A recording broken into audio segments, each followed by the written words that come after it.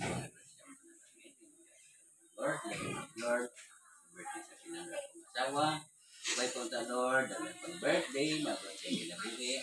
Uusap Lord, daghan sa mga panalangin, grasya nga maabot ka namin, sa mga pamilya, sa mga anak, sa mga apo, sa tibok ng pamilya. Sabay po sa Lord, ikaw magkakang kami kanunay, huwag natag ka ng Lord God, ang grasya, na magkikinanglan diha sa sumala sa inyo. Lord, kung wala pa, wala kikin sa Lord, magsalamatan kami karon sa ika-66th birthday ni Sister Wife. Kausap pa Lord, daghan o daghan kayo salamat.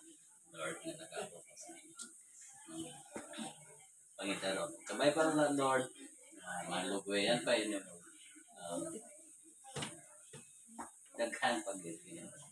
Kung sa Lord, panlagay niya sa mga pagkaon karon sa kulangan.